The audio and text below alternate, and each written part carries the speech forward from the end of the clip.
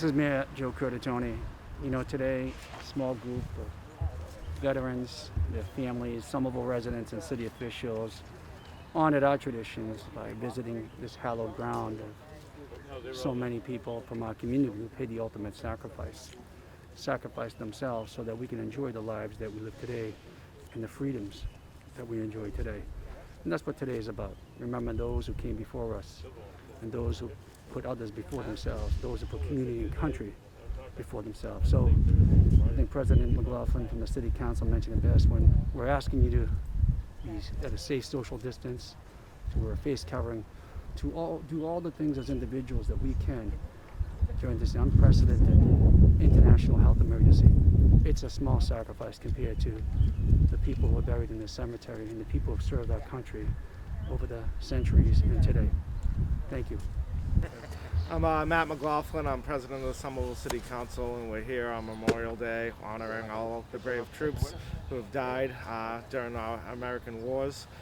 This sacrifice today really reminds you that the sacrifices we're going through today are very small by comparison. So today we just want to remember the troops, remember the people who passed away on behalf of our nation, and remember their sacrifice and remember the sacrifices that we have to make in order to keep America great. Thank you. Good morning. My name is Ted Louis-Jacques, Director of Veteran Services for the City of Somerville. And today I'd just like to say even the most challenging times cannot diminish our gratitude for those who made the ultimate sacrifice for our country. And each of them are a gift to our nation. And today is not a summer day, it's a day of remembrance, and we honor and remember our fallen heroes. Thank you. I want to thank you all coming to this Memorial Day ceremony that is nothing like anything that I've seen or any of us seen in our lifetime, that our country is shut down to this. And it's a shame that we have to meet with just small people being here. We thank you for coming here to honor our 70 members here, and also all the other veterans around the country that some of them don't see their families anymore, or they don't, you see what I want to say, left behind. Like the deaths we've had in Holyoke and Chelsea, where that virus went in, it killed almost 100 veterans. And especially what is really heartfelt and sinful, the way that our elderly have been in nursing homes and been affected by this coronavirus. And what else I want to say about that? We've got almost 100,000 people that have been deceased since this virus started 4 months ago. So at that time,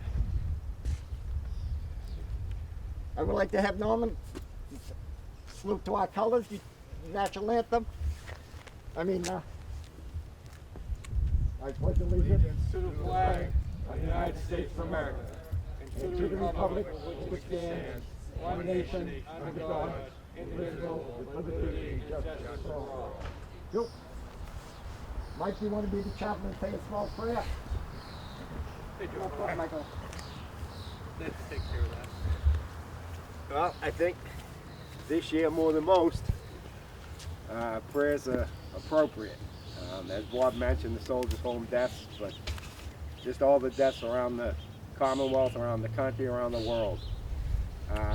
And let us pray for all the men and women that are deployed and all the veterans who are amongst us, living and dead. Amen. Amen. Amen. At this time, I'd like to call the mayor of the city of Somerville, Mr. Curtatone. Thanks, Bob. Thank you all for joining us today. These are unusual circumstances, to say the least. And I want to thank the City Council President, the veteran himself, Ward 1 City Council, Matt McLaughlin, who's going to say a couple of words after me, and Louis-Jacques, our Veteran Services Director. I put out a public message that I recorded yesterday. I've heard people saying, well, you know, it's not Memorial Day like we're used to, because we've become accustomed to this social event. We've talked about this before, Bob. But I would hope that people take the time to just reflect upon what the true meaning of the day is, right? To celebrate the service and sacrifice of those who came before us. We have a long distinguished list of veterans of sacrifice and service to this community, and to our country. What could be well represented here? The ultimate sacrifice. So we need to keep those people in mind, and I hope people do take the time. While there are no parades and not all the big barbecues and the seals events going on, but people just sit back and say, you know, what's it mean to put others before yourself? That's what this day is about. And the glory of that service, the glory of that sacrifice. So I thank you all for leading that example. Bob, you, all the veterans, all the families, Gold Star mothers and wives and families, those heroes laid here today and across hallowed grounds like this around the country and around the world, those serving us today, because that's the example we should be following. Now more than ever, during this unprecedented health emergency, that's the example and spirit we should be embracing and should be leading. Think about others before ourselves. I know you know what that means. I thank you for that. It's an honor to be with you, Bob. And thank you for all the veterans here and all of you for keeping this spirit alive. Thank you. Appreciate it. Mr. McLaughlin, the president of the chamber of,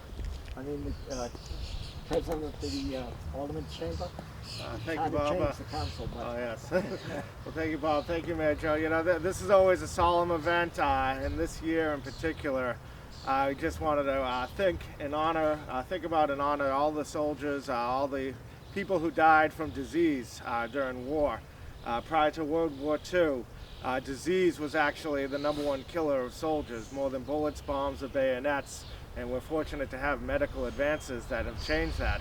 But you know, World War I, the last time we dealt with anything like what we're dealing with right now was 1918, the Spanish flu pandemic that started at Fort Riley, Kansas, in a soldier's barracks and spread all throughout the world. Those soldiers did not have the ability to shelter in place. They sheltered in trenches, surrounded by people getting trench foot and disease and dying, not bravely chasing on a battlefield. They died where they laid because we didn't have penicillin and things like this to protect people. Civil War, twice as many people died from disease than from actual combat in the Civil War. And even you think back all the way back to the founding country with Valley Forge, those people aren't known for fighting a battle, they're known for just surviving. And so many people died there just to maintain our freedoms. And even to this day, you have soldiers in Afghanistan who are sheltering in place. They arrived in Afghanistan just to quarantine during this. So this is just a reminder that, you know, there are bigger things in the world, more dangerous things than even war sometimes, that we have to deal with. And it really puts things in perspective, makes you realize that wearing a mask and staying at home is a very small sacrifice compared to the sacrifice that American soldiers have made. So I'm thinking of them today. Thank you, Bob. thank you. And our Veteran Service Officer, Antonio, I know that. Come on, sir. Good morning, everyone. Again, thank you for being here. I did not envision our Memorial Day to be this way, but again, just like the speakers before me said, this is what we have to deal with in our new normal. And I just have one request. You know, many of you probably know someone, a fallen hero, and try to think of them today, their families, Gold Star families, mothers, and if you don't know someone, look someone up, look up their names, think about them for the day. And as we go through this coronavirus, we fight it with our healthcare professionals, our first responders, and I pray that one day, once this is all over, I get to sit down and meet with all of you as I had plans from before. Just know that the Veterans Department, the City of Somerville, we are here for you. Don't hesitate to reach out, and we'll be able to fight through this and get through it. Thank you, and I hope you and your family are staying safe and healthy. Thank you very much. I was just going to make this short and sweet here for the president. Then we're going to do the presentation of the wreath with the poppy.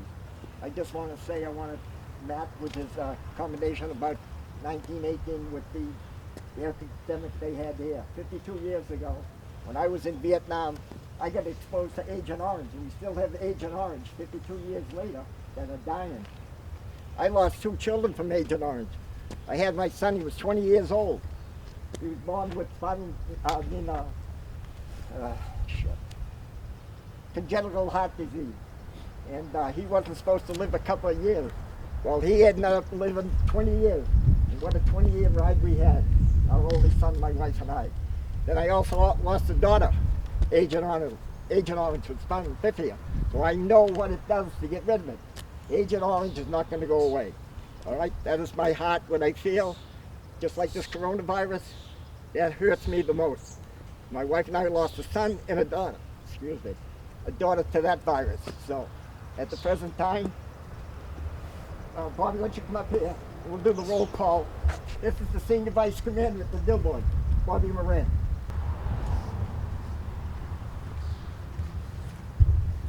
The President of the Chamber of the Aldermen, Council people.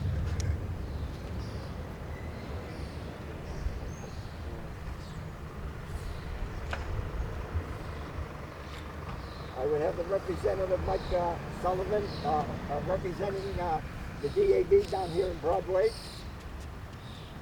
Down here or up there? Thank you.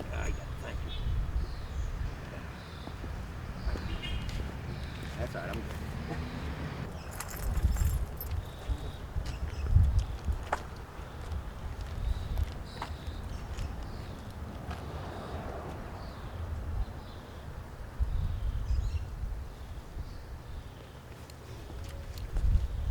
Representing the DFW Post 529, Bob Moran, the auxiliary. And the auxiliary from the DAB, I just come up and you want to put a poppy on?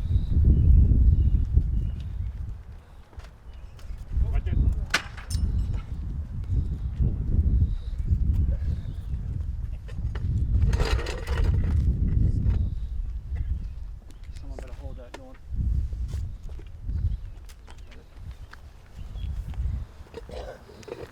Is there anyone else that wants to put a poppy on this wreath to honor a loved one or someone that we know has deceased from this virus? If you have one, come up here, please, and it'd be appropriate.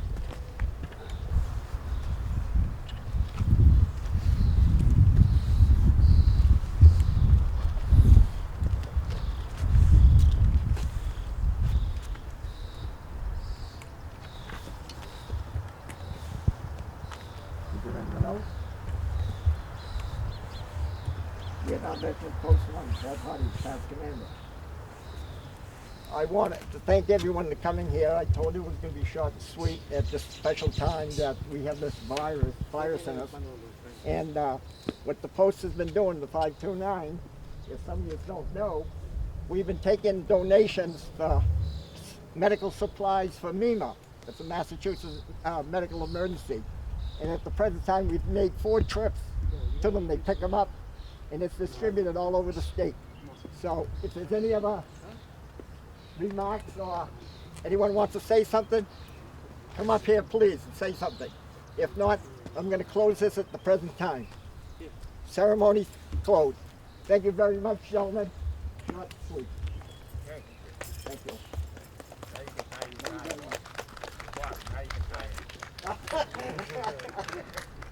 You look good, Father.